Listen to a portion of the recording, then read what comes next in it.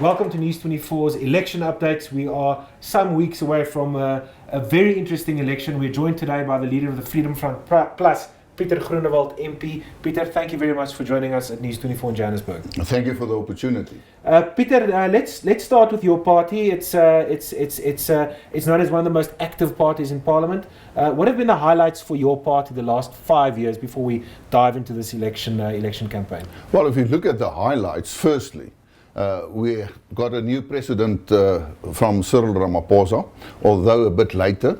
But for instance, I've put a lot of emphasis on the rights of minorities. I've put quite a lot of emphasis on Afrikaans. Not because that we say that we're against English, but we believe in real multilingualism. And we say that all languages should be treated equal in South Africa, the same with minorities' rights. And by that I mean, I very strongly put forward the whole aspect of affirmative action, where I said throughout these 5 years that the time has come that we must stop affirmative action. It's like a sunset clause. Yeah. We are 25 years in democracy, therefore I can put that on the table. And I think that is quite a lot of highlights, because there are some other minor issues where I think that we did have success, specifically when it comes to policing. But to answer your question, that it is. If you look at those issues that you raised, minority rights, language rights, affirmative action, where did the Freedom Front Plus over the last 5 years show impact on those issues in Parliament, or where you have insight into what is happening in the government and in the state? Well, firstly, just to put it on the table, let the government think twice on the issue. We also say that you must raise the issues so that the people of South Africa can also see that it is still of interest. I mean, if you don't put it on the table, then the public and the electorate will say, but what is the use to have a political party and the real issues are just disappearing? It's not on the agenda. To put it more simple, you can only score a goal if you're on the field and not on the pavilion. And if you say specific issues, let's take for instance my private members bill on firearms. I've put forward a members bill. It was almost accepted, but what was interesting, that all the members, even the ANC members, agreed that the principles in the members bill is acceptable, but they said that they will address it after the 8th May election. Therefore, that is a specific issue where I said that we have to address the issue where the renewal of firearms licenses has expired, which at this moment is still in limbo. We don't know what's going to happen. To give you one example. One, I suppose, and you can correct me if I'm wrong, but one issue that you raised now, which I suppose you've been hearing on the campaign trail, and which is a very big issue for your target market in the voters market, is affirmative action. How has, in your mind, in your party's position, how has affirmative action been implemented over the last 25 years? Where has it gone wrong? And how would you reform that? Do you think it's still necessary to have affirmative action? No, we're on record to say that we can abolish it in total. And let me give some examples. For instance, where it went wrong is that the government party has misused affirmative action to do cadre deployment. They did not look at whether, when it comes to affirmative action, whether the person was qualified and able to do the job. They just did people who was politically correctly connected in certain managerial positions. And that is where it completely went wrong. That means that affirmative action actually ensured that you had incompetent people. And let's take an example. Let's take Eskom. I've asked in Parliament the question, and the minister said, and the answer was that since from 1994 to 2005, 10,500 white engineers left the service of Eskom. It was expertise. Now by that I don't say that there are black engineers now who does not have the expertise. Of course they have. But it was a mass exit of expertise that left Eskom. And we are paying the price. I had a situation where a black engineer said to me, you know, I'm an engineer working with Eskom. My manager, he hasn't got the qualifications, but he was politically correctly connected. And when I told him to do certain things, he said, don't you tell me what to do. And therefore, if you look at the research at the moment, at the last couple of years, more black professionals are leaving South Africa. Why? Not only, but a major role played by affirmative action. Do you think we've moved, we've done enough after 1994 to try and level the playing field, given the backlog and the situation that we had before 1994? Is the playing field level enough so that everyone can compete on equal footing? I think it is. For instance, if you go and look at our universities, 3 times more black students are graduating annually than white students, for instance. So then you're on an equal basis. So as far as the Freedom Front Plus is concerned, we say the playing fields are leveled now. So get the person with the best qualification, with the best expertise to do the job. And that's why we say there should only be one criteria, and that is merit. There are enough people that can reflect the racial situation in South Africa that can ensure that there is not discriminated against some other group or not. So what you've picked up over the last couple of weeks, I suppose, crisscrossing the country, trying to convince people to vote for your party, is amongst your target market, it's minority rights, language issues, affirmative action. Are those the biggest issues, or are there other issues that you've picked up in your travels across the country? You can also add black economic empowerment. Even black voters comes to me and say, listen, we've got a problem. Because I always say that it's not black economic empowerment, it is black elite enrichment. And they say, you're quite right, because we don't see the results that it benefited the poor of South R. And you should read Pieter Groenewald's book about that. You can go further. Well, you can even read R.W. Johnson's the latest publication of Fight for the Dream. And you will see what happened. Therefore, if you say those issues, it's really very, can I say, matters that the voters of South Africa say, if we want to build South Africa, if we want to ensure a better future, because that's also what the Freedom Front Plus say, we must stop fighting for a better past, we must start fighting for a better future. They say, if you address those issues, and of course I can bring in expropriation without compensation. I mean, the Freedom Front Plus got a practical, can I say, a plan and proposals to build the economy of South Africa, because we say unemployment is the crisis of South Africa, of the other many crises, and the only way you can address unemployment is to build the economy. Now, all the political parties say, yes, we must build the economy. We have specific proposals how to build the economy, and part of that is to abolish black economic empowerment, abolish affirmative action, and, for instance, stop expropriation without compensation. You're in Parliament. You're there every week. That's where you live, and that's where you live in Northwest, but that's where you work most of the time. Will this constitutional amendment go through to enable expropriation without compensation? How do you see that process evolving? Depending on what is going to happen after the 8th May election, they do need a 2/3 majority to amend the constitution. There's no doubt about that. And if they get partners, the ANC on its own won't get a 2/3 majority, but if they get partners to ensure and support them, then there's no doubt in my mind that they will amend Section 25 of the Constitution. People are sometimes in a state of denial.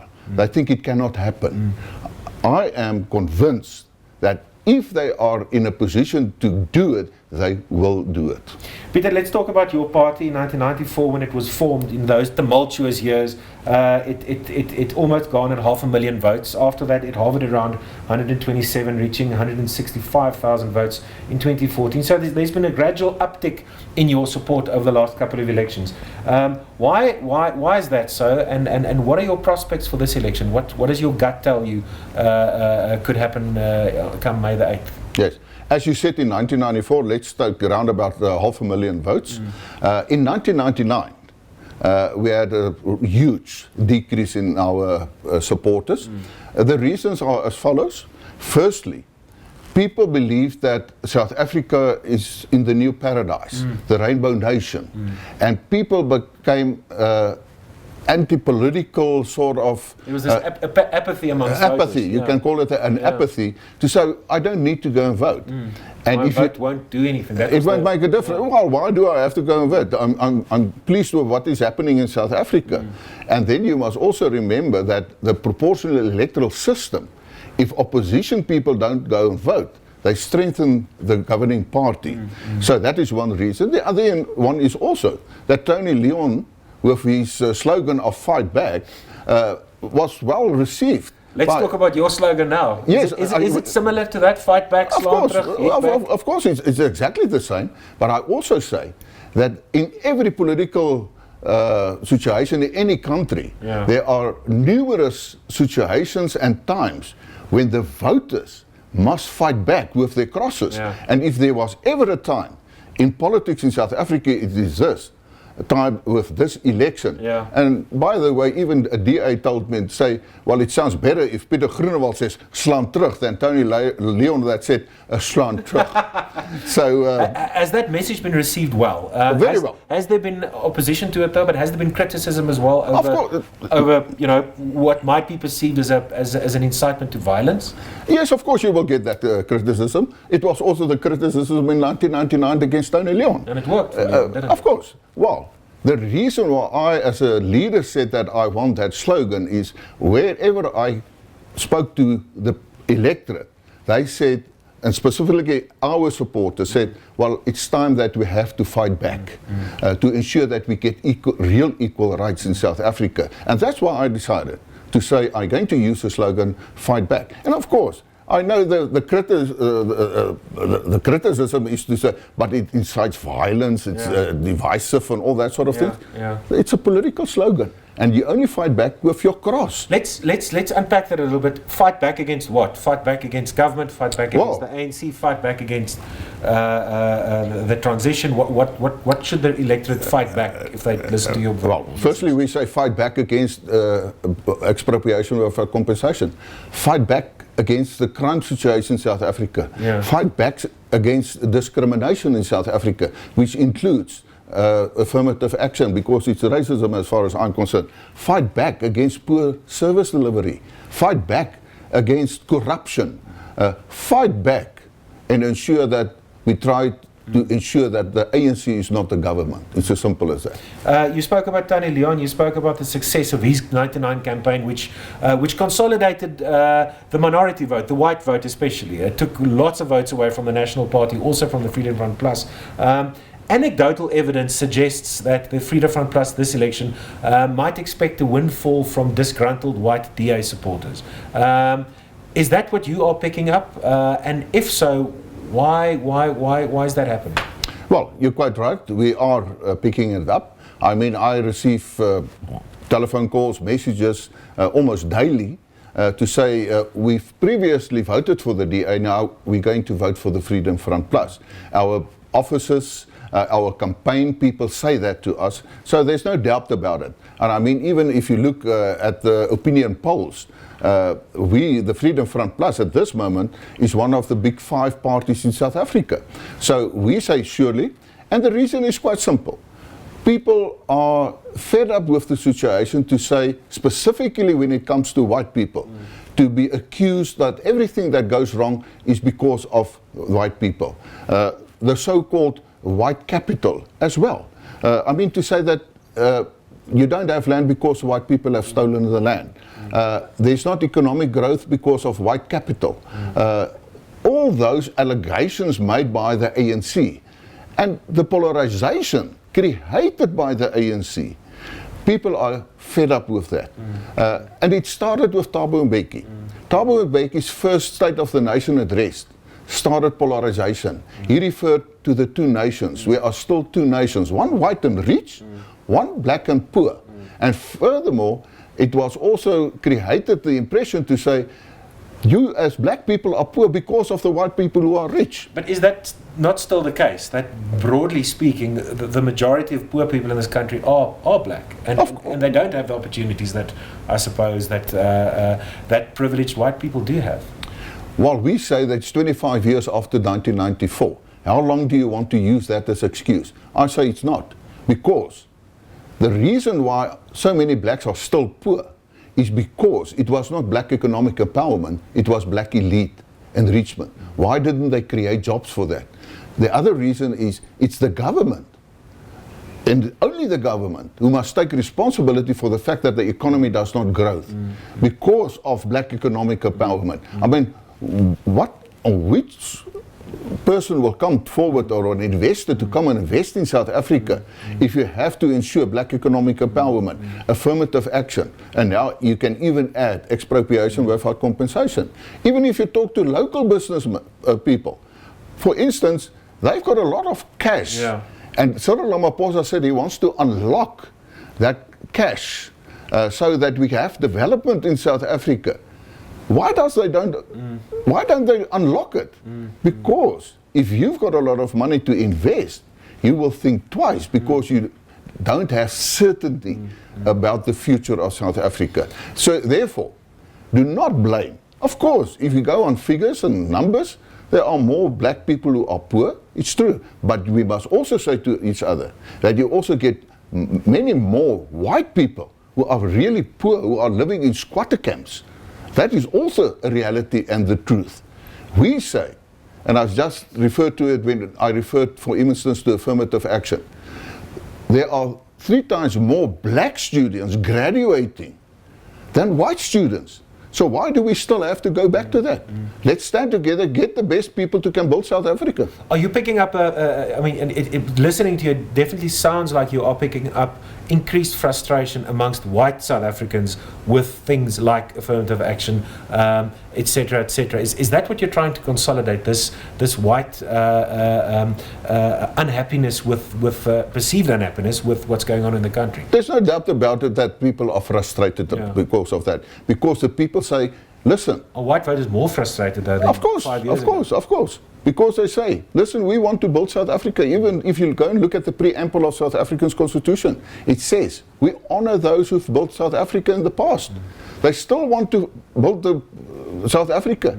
But now they say, but now I'm becoming the scapegoat of the failures of the government. And of course they're frustrated of that.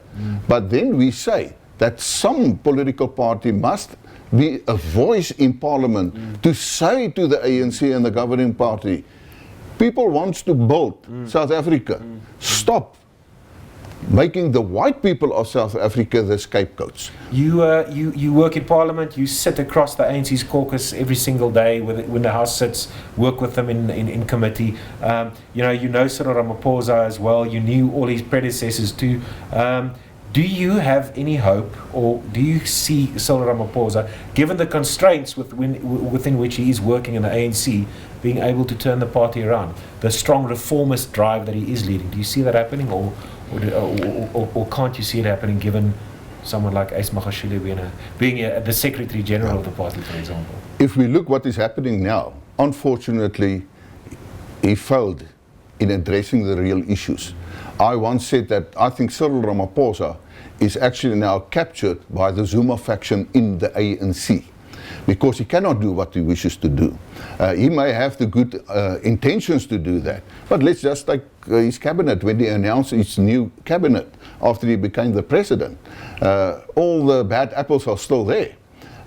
He could not remove them. I mean, there are numerous, let's take for instance, expropriation without compensation. Cyril Ramaphosa waited till 10 o'clock one evening by the end of June, announcing that the ANC decided that they will amend Section 25 of the Using the Constitution. SABC to do the announcement as well. Exactly. So I said, well, it's now quite clear. At night, Cyril Ramaphosa is the president of the ANC. At day, he's the president of South Africa. Cyril Ramaphosa once said in public that he will do anything to ensure the unity in the ANC. That means that he thinks that the ANC's interests are more important than the interests of the country, which is not acceptable when you're the president. The most important issues are the issues of the people of South Africa, and he will not be able to solve the problem. We will see what happens after the election. I of the opinion that we're not going to have a big change. There are even gossip to say we will have to see whether Cyril Ramaphosa survives this year as president. The Zuma faction, as far as I'm concerned, is still too strong in the ANC. Even if you go and look at the candidate lists, they have ensured that the Zuma supporters are now on the list. And, you know, for instance, let's go back to September in 2018, no, 2017. There was also a motion from the EFF on the amendment of Section 25. It was rejected by the ANC caucus under Zuma. But then in 2018, under Cyril Ramaphosa, then suddenly, and it was almost a similar motion was then accepted. Because they're fearful of the EFF. Pieter, lastly, why should, if you can make a pitch to News 24's viewers today and our millions of readers, why should people vote for you and the Freedom Front Plus? Well, firstly, we say, if you believe in Christian principles, if you believe that minorities also have equal rights in South Africa, if you believe that we must ensure that the economy must grow, if you believe that we must seriously address the crime situation in South Africa, then we say if you vote for the Freedom Front Plus, we have practical proposals how we can solve the problems. And if you believe that we must stop fighting for the better past, but fight for a better future where we are all equal and equal treated, then you can vote for the Freedom Front Plus. And fight back as well. And fight back. Pieter Groenewald, thank you very much for visiting us at News 24 in Johannesburg. We'll be back with more leaders of political parties over the next couple of days.